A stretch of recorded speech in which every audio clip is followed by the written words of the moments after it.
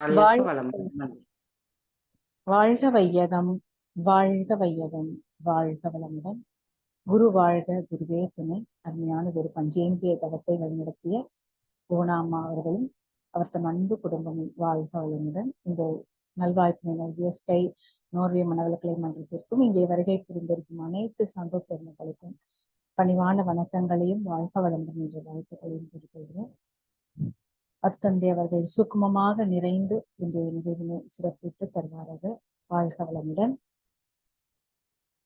அறிவோம் ஆன்மீகம் அப்படிங்கிற தலைப்புலதான் இன்னைக்கு சிந்திக்க போறோம். அறிவோம் ஆன்மீகம், ஆன்மாவை பத்தி தெரிஞ்சுக்கிறது, ஆன்மாவை இதமாக வைத்துக் கொள்ளக்கூடியதுதான். இதை பத்தி தெரிஞ்சுக்கிறது தான் அறிவோம் ஆன்மீகம். ஆன்மீகம் அப்படிங்கிறதே பக்தி ஞானம் எல்லாமே ஒன்றிணைந்த ஒரு விஷயம். கர்மயோகம், ராஜயோகம் எல்லாமே இது யோகத்தை நம்மளை நாமே உணர்றதுதான். நம்ம மனசையும் நம்ம உயிரையும் இந்த இயற்கையை சார்ந்து இயற்கையின் உண்மையை உணர்ந்து கொண்டு நமக்குள்ள ஆழ்ந்து போதுதான் ஆன்மீகம் அப்படிங்கிறது. இது மகரிஷி நிறைய மகான்கள் நிறைய விஷயங்களை கொடுத்திருக்காங்க. நம்ம கொஞ்ச நேரம் இதை சிந்திப்போம். நம்ம ஏன் நோய் வருது, இது ப்ரோமோ வீடியோல கொடுத்திருக்கோம். மகரிஷி இதெல்லாம் சிந்திச்சதுனாலதான் நமக்கு மனவளக்கலை பயிற்சி கொடுத்திருக்காங்க. நோய் வரது ஏன், பாவப்பதிவுனா என்ன, கர்மானா என்ன, ஏன் ஒருத்தருக்கு துன்பம் வந்துகிட்டே இருக்கு, இதெல்லாம் எப்படி சரி பண்ணிக்கலாம் அப்படின்னு உடற்பயிற்சி கொடுத்திருக்காங்க, காயக்கல்ப பயிற்சி கொடுத்திருக்காங்க, அகத்தவம் அகத்தாவி பயிற்சி கொடுத்திருக்காங்க.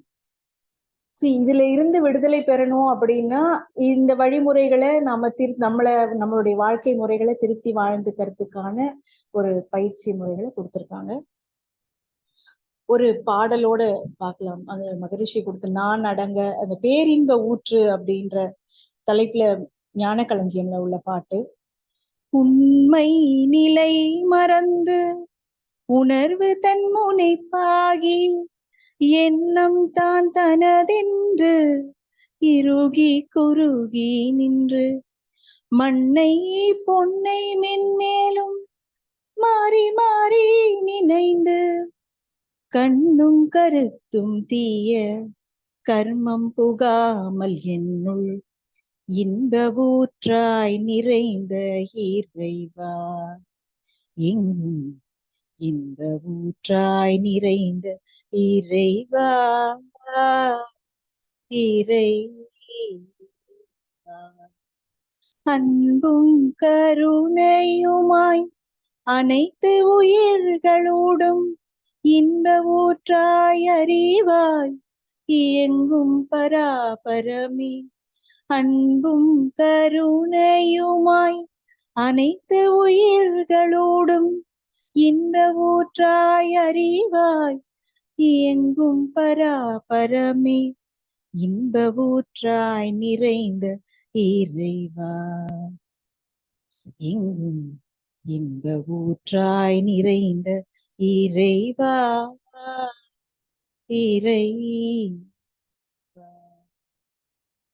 இந்த பாட்டுல உண்மை நிலை மறந்து உணர்வு தன் முனைப்பாகி, உணர்வு எப்ப ஈகோவா உணர்ச்சி வயப்பட்ட நிலையில பீட்டாவே நார்மலா இருக்கக்கூடிய ஒரு இயல்பு நிலைன்றதுதான் இறைத்தன்மை.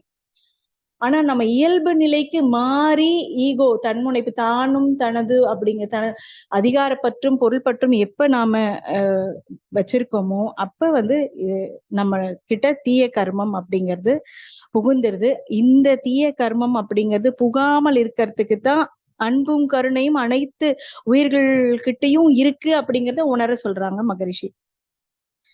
இதுக்கு ஒரு நல்ல ஒரு கதை ஒண்ணு நான் இப்ப சமீபத்துல கத்தார் ஸ்பீச்ல கூட இந்த கதையை சொன்னேன். இந்த கதையை படிச்சா கண்டிப்பா எல்லாருக்குள்ளயும் இறை பக்தி, இறை சக்தியினுடைய ஆற்றல் புரிய வரும். கடவுள் பக்தி நிறைந்த ஒரு கணவனும் மனைவியும் 2 பேருமே இன்ப சுற்றுலா போறாங்க. அங்கு அந்த இடத்துல ஏரியை பார்த்த மனைவி தன்னுடைய கணவர்கிட்ட சொல்றாங்க, நம்ம 2 பேரும் தனியா இந்த படகு சவாரி போலாமா அப்படின்னு கேக்குறாங்க. கணவனும் தன் மனைவியின் ஆசைக்காக சரின்னு சொல்லி படகில் 2 பேரும் தூரமா போய்கிட்டு இருக்காங்க. அப்ப வானிலை கொஞ்சம் கொஞ்சமா மாறுது, பலத்த காத்து வீசுது, மேகம் சூழ்ந்து மின்னல் வருது, பயம் இடி இடிக்கும் போது பயம் வந்துருது அவங்க மனைவிக்கு. கணவன் பக்கத்துல உட்காந்துட்டு பயமா இருக்குங்க, துடுப்பை வேகமா செலுத்தி சீக்கிரமா கரைக்கு போங்க அப்படின்னு சொல்றாங்க. உடனே மனைவிய பார்த்து உனக்கு பயமா இருக்கா அப்படின்னு சொல்லிட்டு 1 நிமிடம் அப்படின்னு சொல்லிட்டு தாம் பைக்குள்ள இருந்த ஆப்பிள் வெட்டுற கத்திய, ரொம்ப கூர்மையான கத்தி, அதை எடுத்து சடார்னு மனைவி கழுத்துக்கிட்ட நோக்கி நீட்டுறாங்க. அவ பயம் இல்லாம தன் கணவனை பார்த்து சிரிக்கிறாள். இந்த நேரத்துல என்ன விளையாட்டு இது, அந்த இந்த மழை நேரத்திலயும் அப்படின்னு சொல்லிட்டு சிரிக்கிறா. இப்ப ஏன் சிரிக்கிற, இது எவ்வளவு கூர்மையான கத்தி தெரியுமா, உனக்கு இதை பார்த்து பயமா இல்லையா அப்படின்னு கேட்கும்போது, கத்தி கூர்மையானதுதான், ஆனா அதை தன்வசம் வைத்திருப்பது ஏன் எனக்கு அன்புக்குரியவராச்சே அப்படின்னு சொல்லி சொல்றா. நான் நேசிக்கும் ஒருவர் எனக்கு எப்படி தீங்கு செய்வார் அப்படின்னு சொல்றாங்க மனைவி. கத்தியை தன் கைப்பையில் உள்ளேயே போட்டு கணவன் தன் மனைவி கிட்ட சொல்றாங்க. அது போலதான்மா இந்த காற்றும் புயல் வருவது போல இருக்கும், இந்த அறிகுறிகளும் மிக ஆபத்தானது போலதான் இருக்கும். ஆனா அவற்றை எல்லாம் தன்வசம் வைத்திருக்கும் இந்த இறைவன், இந்த ஆண்டவன், இந்த கடவுள் வந்து நம்ம அன்புக்குரியவராச்சே. அப்ப நாம நேசிக்கும் அவன் என்னையும் உன்னையும் இந்த உலகத்துல உள்ள அத்தனை பேரையும் எப்படி துன்புறுத்துவான் அப்படின்னு சொல்லி கேக்குறாங்க. பக்தி மனதுல இருந்தா மட்டும் போதாது, சோதனைகளின் போதும் அது உறுதியா இருக்கணும் அப்படின்னு சொல்றாங்க. நம்மளுடைய பக்தியை சோதிக்க இதுவும் சோதனைகள் தான். யாருக்கும் எந்த தீங்கும் செய்யாத யாரையும் எந்த கஷ்டமும் ஒன்றும் செய்யாது அப்படின்னு சொல்றாங்க. யாருக்கு இதுதான் இரண்டொழுக்க பண்பாடு. யாருக்கும் எந்த தீங்கும் செய்யாத யாரையும் எந்த கஷ்டமும் ஒன்றும் செய்யாது. அப்ப தீங்கு செய்யும் போதுதான் நம்ம இறைக்கு முரணாக இருக்கிறோம், அந்த இடத்துல நமக்கு பிரச்சனை வருது. அப்ப இதுதான் இந்த இரண்டொழுக்க பண்பாடை ஃபாலோ பண்ணாலே சரியாயிடும். இப்ப கொஞ்ச நேரத்துல அந்த சூழ்நிலை மாறுது, கருமேகங்கள் மாறிடுது, சூரியன் முகம் காட்டி காற்று சாந்தமாகுது, பழையபடி சூழ்நிலை மாறுது. இறை நம்பிக்கை மட்டுமே நம் வாழ்க்கையின் எல்லா துன்பத்துக்கும் கிடைக்கும் ஒரே நிவாரணம் அப்படின்னு இந்த கதை வந்து, இந்த நம்பிக்கையோடு நல்லவர்களாக நடை பயின்றோம்னா நம்மை படைத்தவன் நம்மை வழிநடத்துவான். அந்த கடவுள் நம்ம குரு வடிவுல நமக்குள்ள உயிர் கலப்பாக இருக்காங்க அப்படிங்கிறத நம்ம நம்பினா போதும். கண்டிப்பாக நம்ம சரியான பாதையில தான் போய்கிட்டு இருக்கோம். எவ்வளவு சூழ்நிலை வந்தாலும் அதை எதிர்கொள்ளக்கூடிய தைரியத்தையும் சக்தியும், அது எந்த துன்பமும் அந்த துன்பம் வந்து அதையும் சூழ்ந்தழுத்தக்கூடிய சுத்தவெளி இருக்கு இல்லையா, இதுதான் தன்னிருக்க சூழ்ந்தழுத்தும் ஆற்றல், காந்த சக்தி. நாம எந்த எண்ணத்தை திரும்ப திரும்ப திரும்ப நினைக்கிறோமோ அதற்கு வலிமை கொடுக்கிறோன்றத ஞாபகம் வச்சுக்கிட்டு, அந்த அந்த எண்ணம் நல்லதா கெட்டதா, நமக்கு நன்மை தருமா, பிறருக்கு நன்மை தருமா, நமக்கு தீய விளைவு தருமா, பிறருக்கு தீய விளைவு தருமா, இதுதான் எண்ணம் ஆராய்தல நாம ஆராய்ச்சி செய்யறோம். இந்த விஷயம் எல்லாம் தெரிஞ்சுக்கிறது தான் ஆன்மீகம். நமக்கு நாமே உள்ள போக போகதான், இப்ப பஞ்சேந்திரிய தவம் நடத்துனாங்க, நம்ம ஐம்புலன்களையும் கொஞ்சம் உள்முகமாக திருப்பினாதான் நமக்குள்ள என்ன நடக்குது அப்படிங்கறத நம்ம கொஞ்சம் கொஞ்சமா உணர முடியும். எல்லாரும் உணர்ந்துட்டோமா அப்படிங்கறதுல, பட் நாம எல்லாருமே ப்ராசஸ்ல தான் இருக்கோம். அதனால நம்ம கண்டிப்பாக நம்மை இறையாற்றல் ஆக்கிரமித்து கொண்டிருக்குது அப்படிங்கறத நம்ம உணர முடியும், உணர்ந்துகிட்டு இருக்கோம். இந்த ஆன்ம நிலை அறிவது ஏன் அப்படின்னு மகரிஷி ஒரு பாடல்ல கொடுத்திருக்காங்க. ஆன்ம நிலை அறிவதனால் பயன் ஏன் என்றால், இது பாடல் வரிகள். அனைவருக்கும் அனுபவிக்கும் இன்ப துன்பம் ஏன் எதனால் வந்ததென்று அவ்வப்போது எளிதாக விளங்கிவிடும். அதற்கு ஏற்ப ஊனுருவ உடல் இயக்க தேவை கண்டு உள்ளத்தை புலன்மயக்கின் ஆழ்த்திடாது மேன்மையுடன் தனிமனிதன் கடமையாற்றி மிகச் சிறப்பாக ஒழுக்கமுடன் வாழலாகும். இதுலயே எல்லாமே கொடுத்துட்டாங்க. நமக்கு இன்பம் துன்பம் ஏன் வருது, இத வந்து நம்மளுடைய கர்மயோகப்படி வாழ்ந்தா போதும்.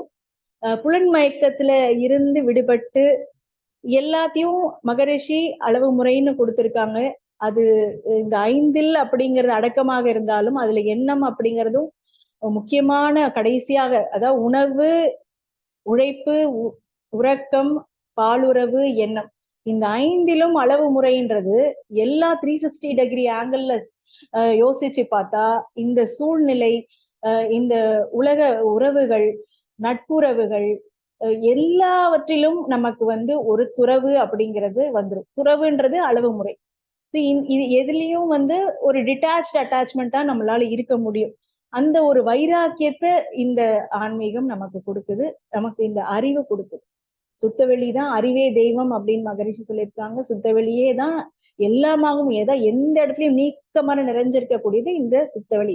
நம்மளை மீறிய சக்தி ஒண்ணு இருக்கு அப்படிங்கறது நமக்கு எல்லாருக்குமே தெரியும். ஏதோ ஒண்ணு இயக்கிக்கிட்டு இருக்கு அப்படிங்கிறதுதான், அந்த சக்தி தான் சுத்தவெளி. சுத்தவெளி எந்த இடத்துலயாவது இல்லாம இருக்கான்னா கண்டிப்பா இல்ல. எல்லா இடத்துலயும் நீக்கமர நிறைஞ்சிருக்கு. அது ஃபுல்லா காந்த ஆற்றலா இருக்கு. அது ஈர்ப்பு ஆற்றலும் விளக்கும் ஆற்றலும் கொண்டது. இது எல்லாம் நமக்கு எல்லாருக்குமே அடிப்படையாக தெரிஞ்சு வச்சிருக்கோம். சோ இதுல கண்டிப்பாக இதை தெரிஞ்சுக்கிட்டா போதும். ஆன்மீக வளர்ச்சி வேண்டும் அப்படின்ற ஒரு பாடல்ல கொடுத்திருப்பாங்க. ஆன்மீக துறையினிலே முன்னேறும் அளவிற்கு அமைதியும் இன்பமும் உண்டாகும் மனிதனுக்கு. மேன்மையென்று அரசியலில் பொருள் துறையில் மட்டும் மேலேறும் அளவிற்கு அமைதி கெடும் அல்லலே அப்படின்னு கொடுத்திருக்காங்க.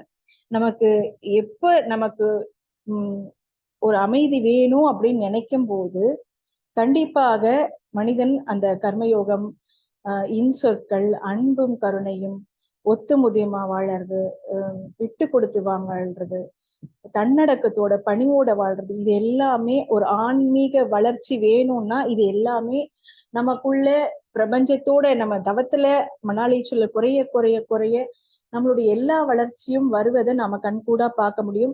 தடைக்கற்களையும் நம்ம படிக்கற்களாக மாற்றிக்கொண்டு முன்னேறக்கூடிய ஆற்றலும் நமக்கு இருக்கு. இன்னொரு ஒரு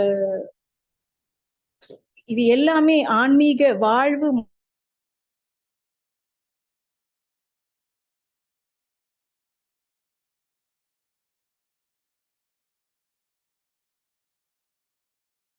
உங்கள் சத்தம் விடவில்லையம்மா.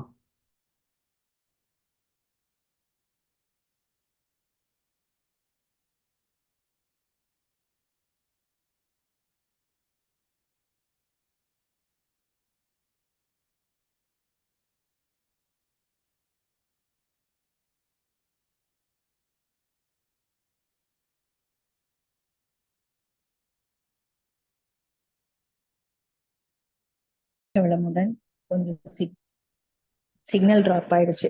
ஆன்மீக வாழ்வு வளர அப்படிங்கிற ஒரு பாடல்ல கொடுத்திருப்பாங்க. நான் என்ற ஒரு சக்தி அறிவென்ற நிலையில் நலம் தீது சுகதுக்கம் உணர்கின்றதாக உன் கொண்ட உருவமும் உள்ள சிறப்பும் உடைத்தாகி பலராக வாழ்கின்றோம் என்ற ஆன்மீக விளக்கத்தை மக்கள் அறிந்து எங்கும் அன்போடும் பண்போடும் அறவழியே நின்று தான் தனது என்கின்ற தருக்கற்று வாழ தனியுடைமை சமுதாயம் பொதுவாக வேண்டும். எல்லாருக்குள்ளேயும் இருக்கக்கூடிய அந்த சக்தி தான் அந்த அறிவு. அந்த அறிவு நலம் தீது சுக துக்கம் உணர்கின்றதாக, அதான் இன்பம் துன்பம் இது இரண்டு ஒழுக்க பண்பாடுலயே கொடுத்துப்பாங்க. அது ஒண்ணுதான் ரொம்ப சுலபமாக எல்லாருக்கும் பின்பற்றக்கூடிய வகை. நான் எனது வாழ்நாளில் யாருடைய உடலுக்கும் மனதுக்கும் துன்பம் தர மாட்டேன், துன்பப்படுவோருக்கு என்னால் முடிந்த உதவிகளை செய்வேன். இந்த ஒண்ணு மட்டும் பின்பற்றி வாழும் போது மற்றவங்களுக்கு எந்த வகையிலுமே நாம நன்மையும் உதவியும் செய்யறதுக்கு தான் பழகுவோம். இது ஒவ்வொரு செல்கள்லயும் பதிய பதிய பதிய என்ன ஆகுதுன்னா, நம்ம அவங்களுக்கு மற்றவங்களுக்கு எந்த வகையில நாம உதவி செய்ய முடியும், எந்த வகையில அவங்களுக்கு ஆறுதலா இருக்க முடியும், ஆதரவா இருக்க முடியும், இப்படிதான் நமக்கு என்ன தோணுமே தவிர இவங்களுக்கு எப்படி பிரச்சனை கொடுக்க முடியும், எப்படி இவங்களுக்கு தொந்தரவு கொடுக்கலாம், இந்த மாதிரி யாருமே கண்டிப்பாக யோசிக்க மாட்டாங்க. இதுதான் நம்மளுடைய அறிவினுடைய வளர்ச்சி. அப்ப இந்த அறிவு வளர வளர நமக்குள்ள நம்மளுடைய செல்களுக்குள்ள ஒவ்வொரு செல்லுக்குள்ளும் ஒவ்வொரு அணுவுக்குள்ளும் இடையிலையும் மத்தியிலையும் இருக்கக்கூடியதுதான் இறை சக்தி. இரண்டு செல்களுக்குள்ளும் இரண்டு அணுக்களுக்குள்ளும் இடையேயும் இருக்கக்கூடியதும் இறை சக்தி. அப்ப எல்லாத்துக்குள்ளயும் நீக்கமர நிறைஞ்சிருக்கக்கூடிய இந்த இறை அறிவு இருக்கு இல்லையா, இந்த அறிவை நாம உணர்ந்தாச்சு அப்படின்னா கண்டிப்பாக எல்லாரும் நல்லா இருக்கணும், நம்மளால என்ன முடியும் உதவி செய்ய முடியுமோ அந்த அளவுக்கு உதவி செய்யறதுக்கு முடியும். நம்மளால உதவி செய்ய முடியலன்னா அமைதியா இருக்கிறதுக்கு முடியும், அமைதியா இருந்துட்டு வாழ்த்த முடியும். இந்த அளவுல நம்ம முன்னேறிக்கிட்டே தான் இருக்கோம் எல்லாரும். இன்னொரு ஒரு கதை பார்க்கலாம். இக்கரைக்கு அக்கறை பச்சை அப்படின்னு ஒரு ஒரு ஸ்டோரி இல்ல, இது ஒரு வாழ்க்கையினுடைய தத்துவம் தான். எல்லாருடைய வாழ்க்கையிலும் ஆஹ் பிரச்சனைகள், நினைவுகள் இது எல்லாமே அவ்வப்போது வந்து செல்லும் நினைவு தான் இதற்கு விதிவிலக்கு. யாரும் அதாவது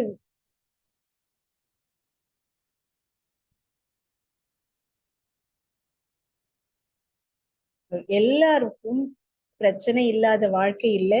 ஆனா அந்த பிரச்சனையையும் சூழ்ந்தழுத்தி கொண்டிருக்கிறதும் பிரச்சனைக்குள்ளேயும் இருக்கக்கூடியது இறைவன் தான். எந்த இடத்துல நாம, ஏன்னா நமக்கு இப்பதான் இந்த ஆன்மீக வாழ்க்கை நமக்கு கிடைச்சிருக்கு, மனவளக்கலை பயிற்சி கிடைச்சிருக்கு, இதை பத்தி சிந்திக்கிற அறிவு கிடைச்சிருக்கு. அப்படின்னும் போது நம்ம இத்தனை வருஷம் பயிற்சி பண்ணல. எல்லாருக்கும் எந்தெந்த வயசுல இருந்து கிடைச்சிருக்கோ, ஒரு தீட்சை கிடைச்சிருக்கோ, அந்த வயசுல இருந்து நாம நம்மளுடைய பண்படுத்திக்கிட்டே இருந்துட்டு வரோம் அப்படிங்கிறத உணர முடியும். ஒவ்வொருத்தர் வாழ்க்கையிலும் வாழ்க்கை வந்து வாழ்க்கை ஸ்டேட்டஸை வைத்து இந்த கம்பாரிசன் அந்த அவ்வப்போது எட்டி பார்க்கும் சகஜம் என்றாலும், நமக்கு விதிக்கப்பட்டவை பல சந்தர்ப்பங்களில் இக்கரையே பச்சை அப்படின்னு மகிழ்ச்சியா நாம இருந்துக்கிறது தான் ரொம்ப சேஃப். இந்த நம்ம கொடுத்திருக்கக்கூடிய சூழ்நிலை, நமக்கு கொடுத்திருக்கக்கூடிய குடும்ப வாழ்க்கை, நமக்கு கொடுக்கப்பட்ட கடமைகள், நமக்குள்ள இருக்கக்கூடிய இறையாற்றல், நம்ம எந்த இடத்துல இருக்கிறோமோ அந்த இடத்து சூழ்நிலையில கிடைக்கக்கூடிய உணவு வகை, இந்த கிடைக்கக்கூடிய பஞ்சபூத சக்தி, இதை நாம உணர்றதுக்கு பழகிக்கணும். இந்த நிலம், இந்த டெம்பரேச்சர், இந்த எல்லா சக்தியும் நாம பஞ்சபூதங்களையும் நமக்குள்ள நாம உணர்றதுக்கு முடிஞ்சதுன்னா கண்டிப்பா எல்லா இடத்துலயும் நமக்கு கிடைச்சிருக்கிற வாழ்க்கையில நிறைவாக வாழ முடியும். இதை விட்டுட்டு வெளியில தான் நமக்கு கிடைக்கும் அப்படின்னு நாம தேட தேட தேட தேடல் வந்து எப்ப எண்ட் ஆகும்னா பிறவி தொடர் வந்துகிட்டே தான் இருக்கும். எப்ப ஒவ்வொரு அனுபவமும் கடவுள் வந்து வாழ்க்கையில கொடுத்துக்கிட்டே தான் இருக்காங்க. இந்த அனுபவத்திலேயாவது நீ திருந்து, நீ மாத்திக்கோ, உன்னை நீ உணரு அப்படின்ட்டு கடவுள் வந்து ஒவ்வொரு வாய்ப்பா கொடுத்துக்கிட்டு தான் இருக்காங்க.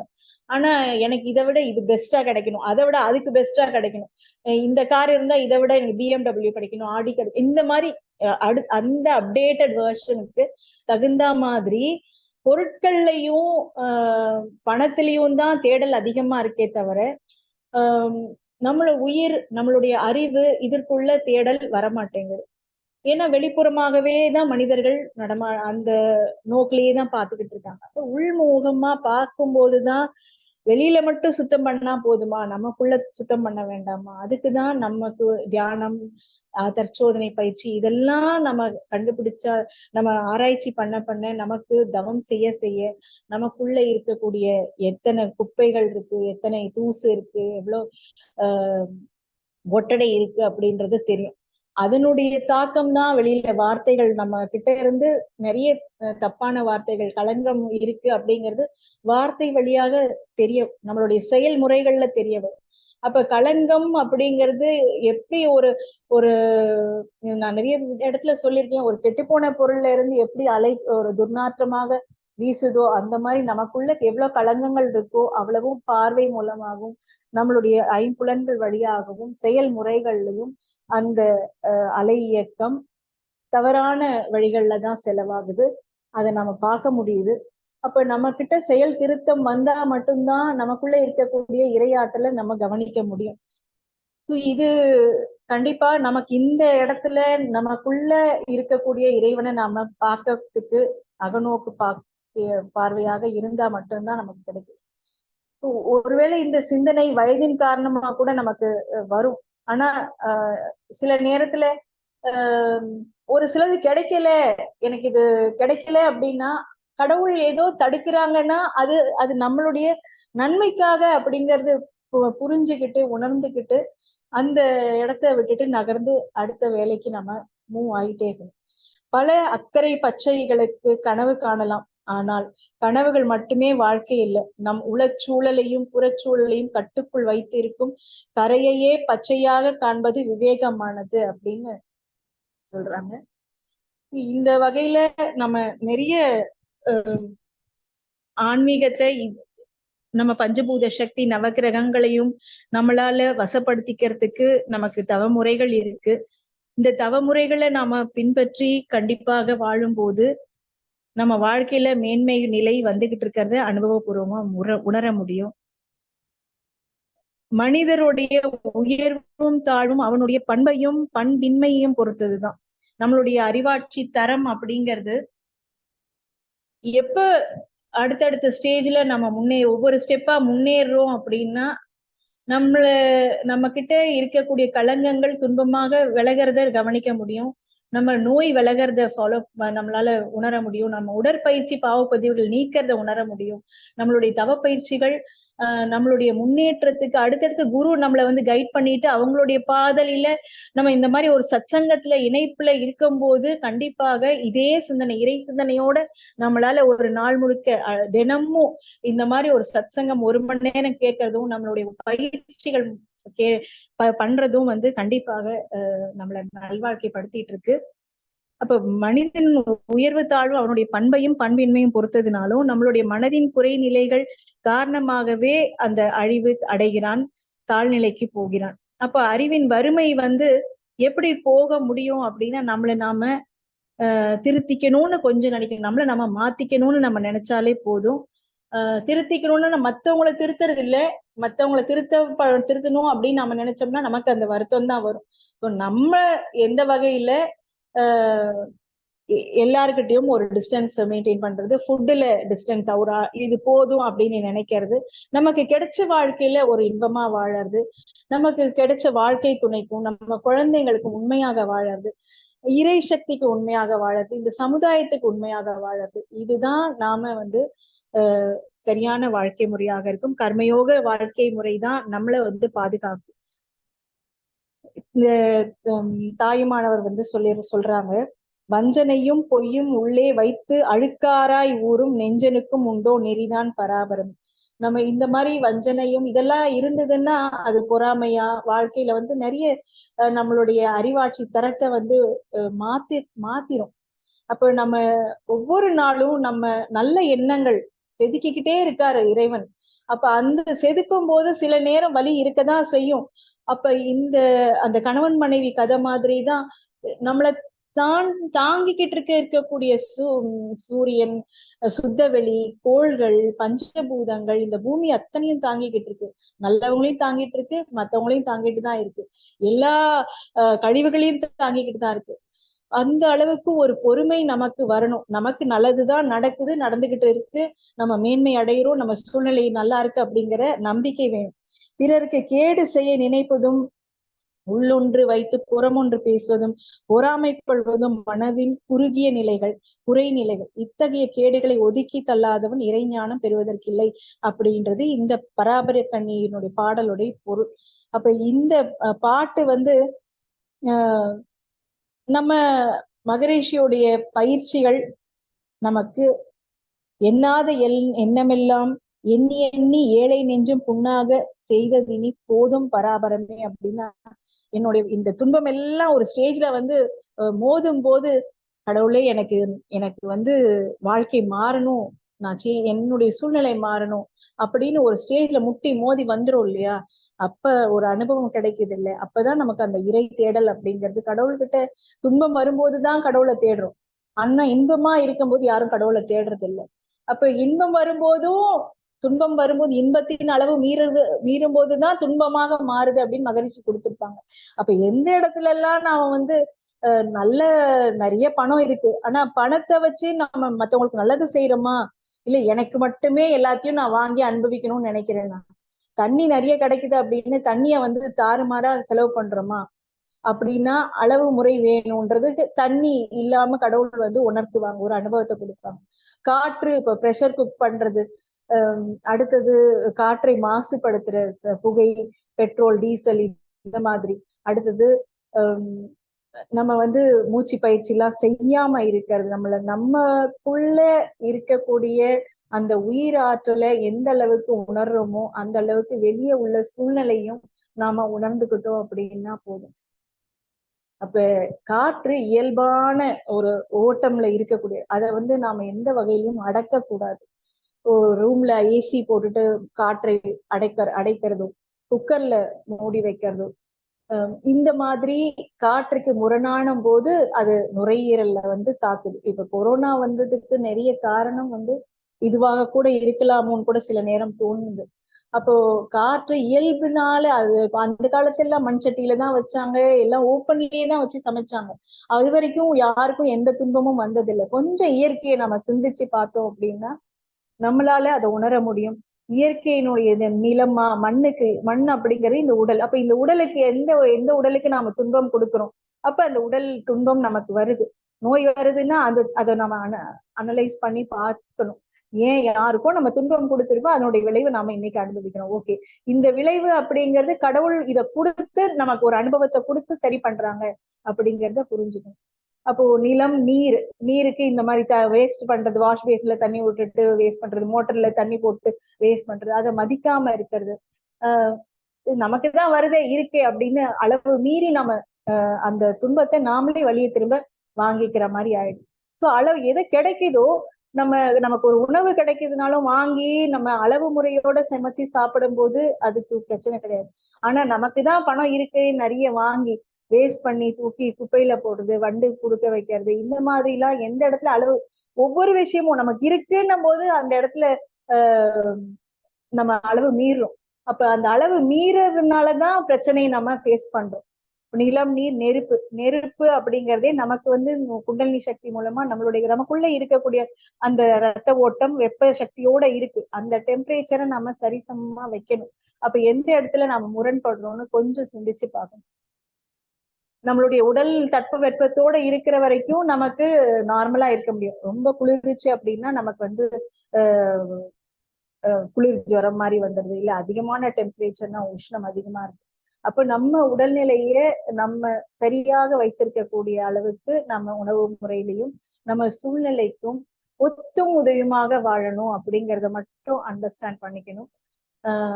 நம்மளால முடியும் அப்படின்னு நினைச்சாலே போதும். அந்த ஒரு நெருப்பு, அந்த ஒரு ஃபயர் நமக்குள்ள இருந்துகிட்டே இருக்கணும். நம்மளால எதையுமே நல்ல விதமா பார்க்க முடியும், பிறருக்கு உதவ முடியும் அப்படிங்கறது நம்ம செயல்பாட்டிலையும் எண்ணங்கள்லையும் கொண்டு வரணும். நிலம், நீர், நெருப்பு, காற்று. காற்றுக்கு சொல்லியாச்சு. விண் அப்படிங்கிறது அங்க அண்டத்தில் உள்ளதுதான் பிண்டத்தில் உள்ளது. அப்ப இயற்கைக்கு எந்த இடத்துலயும் முரணாக நாம வாழக்கூடாது, ஒத்துமுதியமாக மட்டும்தான் வாழணும். அப்ப இயற்கை அந்த ஒரு உயிர், இப்ப ஹெட்செட்டை போட்டுட்டு டிராபிக் அந்த பெடஸ்ட்ரியன் கிராசிங் போறது, இல்லைன்னா கிராஸ் பண்ணி, அதாவது அவங்க பாட்டுக்கு பின்னாடி யாராவது கூப்பிட்டா கூட காது கேட்காது. அந்த மாதிரி 2 இடத்து காதுலயும் ஹெட்செட் மாட்டிட்டு வந்து தன்னுடைய உயிர், நம்ம இந்த ஒரு உயிருக்கு ஏதோ ஒரு காரணத்துக்காக தான் இங்க பிறந்திருக்கும். அப்ப இந்த உயிரை வந்து பெறத்துக்கு பெற்றவங்க எவ்வளவு கஷ்டப்பட்டு பேணி வளர்த்து அவங்கள காப்பாத்துறதுக்கு முயற்சி செய்யறாங்க. ஆனா இந்த உயிரை மதிக்காம மத்த உயிருக்கும் துன்பப்படுத்துறது, உயிரை வதைக்கிறது, அடிக்கிறது, துன்புறுத்துறது, வன்முறை செய்யறது, இதெல்லாம் வந்து செய்யும் போது இந்த இயற்கை சக்தி நமக்கு முரண்படுறது நம்மளால ஃபீல் பண்ண முடியுது. இதுதான் நம்ம புரிஞ்சுக்கணும். இந்த பஞ்சபூத சக்தி, இந்த கோள்களுடைய ஆற்றல் நம்ம வாங்கிக்கணும்னா அதற்கு நாம முரண்படாம அன்பும் கருணையுமா இருக்கணும், ஒத்துமுதியமா வாழணும். இத்துடன் இந்த ஆன்மீகம் அறிவோம் அப்படிங்கிறது, இது நாம அண்டர்ஸ்டாண்ட் பண்ணிக்கிட்டாலே போதும். கண்டிப்பாக நம்ம வாழ்க்கை வந்து சரியான ஒழுக்க பழக்கத்தோட அளவு முறையோட காத்து வாழ முடியும், சாத்வீக உணவு உட்கொள்ள முடியும், பிறருக்கு ஒத்துமுதியமாக செயல்பாட்டிலையும் எண்ணங்களையும் நம்ம வச்சிருக்க முடியும் அப்படின்னு சொல்லி, இந்த சிந்தனைக்கு வாய்ப்பளித்த ஸ்கை நார்வே மனவளக்கலை மன்றத்திற்கும் இங்கே வருகை புரிந்திருக்கும் அனைத்து சான்றோர் பெருமக்கள்